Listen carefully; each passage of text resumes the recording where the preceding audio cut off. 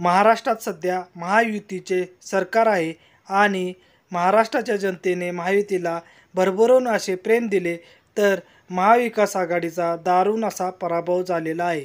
लोकसभेला महाविकास आघाडीला जनतेने भरभरून प्रेम दिले होते, तर महायुतीला कमी जागा दिल्या होत्या। आत्ताच्या घडीला महाराष्ट्रात राज ठाकरे आणि उद्धव ठाकरे एकत्र येतील याची चर्चा सुरू आहे।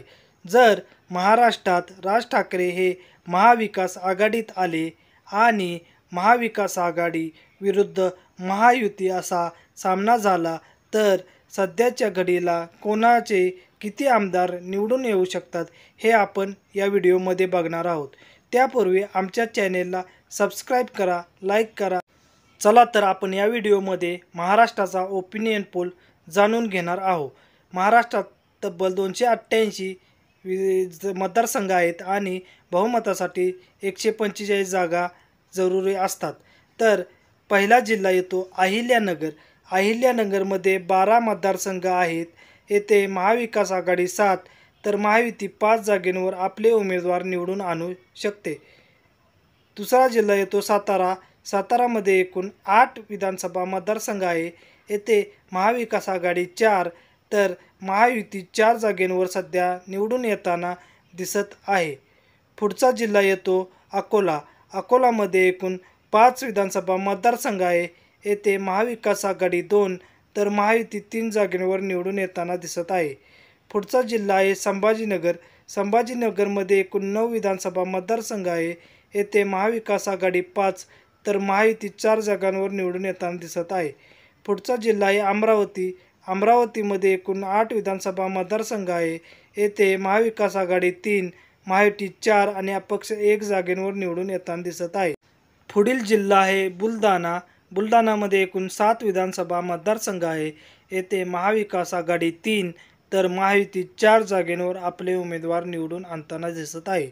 पुढील जिल्हा आहे बीड। बीडमध्ये 6 विधानसभा मतदारसंघ आहेत। येथे महाविकास आघाडी 2 तर महायुती 4 जागेंवर आपले उमेदवार निवडून आणताना दिसत आहे। पुढील जिल्हा आहे धुळे। धुळेमध्ये एकूण 5 विधानसभा मतदारसंघ आहे। येथे महाविकास आघाडी 3 तर महायुती 2 जागेंवर निवडून येताना दिसत आहे। पुढील जिल्हा आहे चंद्रपूर। चंद्रपूरमध्ये एकूण 6 विधानसभा मतदारसंघ आहे। येथे महायुती 3 जागा महाविकास आघाडी 3 जागा निवडून येताना दिसत आहे। पुढील जिल्हा आहे गडचिरोली। गडचिरोलीमध्ये एकूण 3 मतदारसंघ आहेत।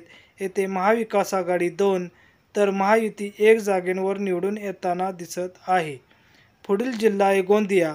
गोंदियामध्ये एकूण 4 विधानसभा मतदारसंघ आहेत। येथे महाविकास आघाडी 2 तर महायुती 2 जागेंवर निवडून येताना दिसत आहे।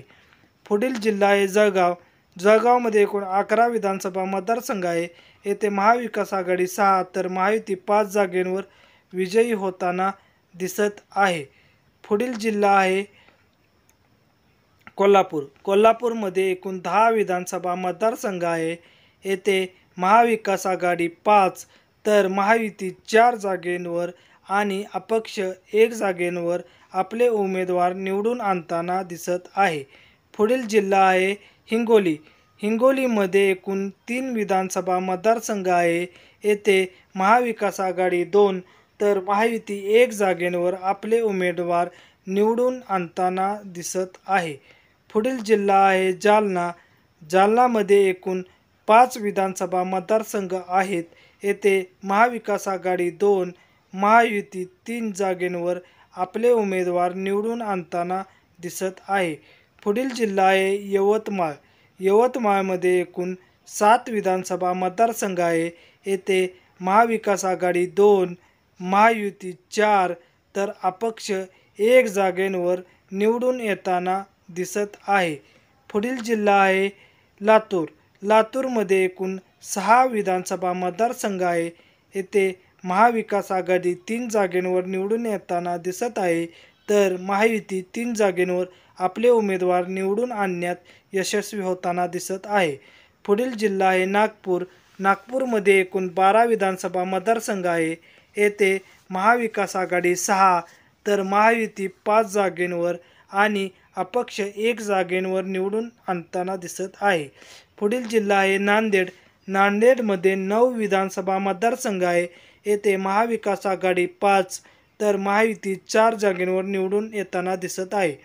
पुढील जिल्हा आहे नंदुरबार. नंदुरबारमध्ये एकूण 4 विधानसभा मतदारसंघ आहे. येथे महाविकास आघाडी 2 तर महायुती 2 जागांवर निवडून येताना दिसत आहे. पुढील जिल्हा आहे नाशिक.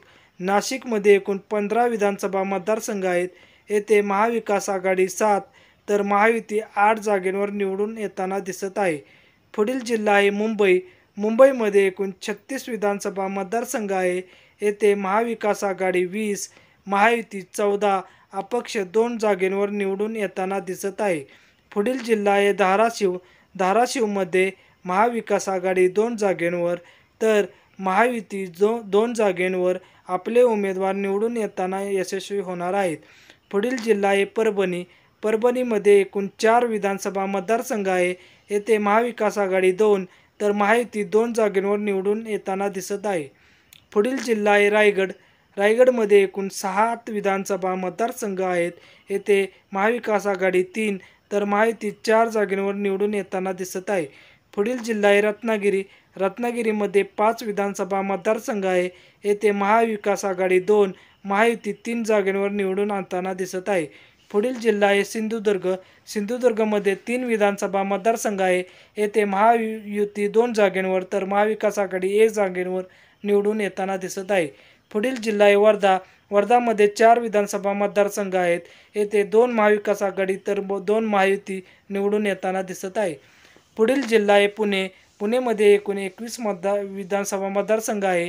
येथे महाविकास आघाडी 9 महायुती 11 तर अपक्ष 1 जागेवर निवडून येताना दिसत आहे. पुढील जिल्हा आहे सोलापूर. सोलापूरमध्ये एकूण 11 विधानसभा मतदारसंघ आहे. येथे महाविकास आघाडी 6 तर महायुती 4 आणि अपक्ष 1 जागेवर निवडून येताना दिसत आहे. पुढील जिल्हा आहे ठाणे. ठाणेमध्ये एकूण 24 विधानसभा मतदारसंघ आहे. येथे महाविकास आघाडी 9 महायुती 14 अपक्ष 1 जागेवर निवडून येताना दिसत आहे. पुढील जिल्हा आहे सांगली. सांगलीमध्ये एकूण 8 विधानसभा मतदारसंघ आहे. येथे महाविकास आघाडी 5 तर महायुती 2 आणि अपक्ष 1 जागेवर निवडून येताना दिसत आहे. पुढील जिल्हा आहे वाशिम. वाशिममध्ये एकूण 3 विधानसभा मतदारसंघ आहे. येथे महाविकास आघाडी 2 महायुती 1 जागेवर निवडून येताना दिसत आहे. पुढील जिल्हा आहे सिंधुदुर्ग. सिंधुदुर्गमध्ये 3 विधानसभा मतदारसंघ आहे. येथे महाविकास आघाडी 2 तर महायुती 1 जागेवर आपले उमेदवार निवडून आणताना दिसत आहे. तर अशा प्रकारे आता विधानसभा निवडणुका झाल्या तर खालीलप्रमाणे आमदार निवडून येतील. महाविकास आघाडी 141 महायुती 137 तर अपक्ष 10 जागांवर निवडून येताना दिसत आहे. बहुमत मिळताना कोणालाही दिसत नाही अशात अपक्षाला घेऊन सत्ता स्थापन करावी लागत आहे. तर आपल्याला हा व्हिडिओ कसा वाटला आणि हा व्हिडिओ तुमच्या मते कोणाला बहुमत मिळू शकेल कमेंट बॉक्समध्ये कमेंट करा आणि चॅनेलला सबस्क्राईब जरूर करा.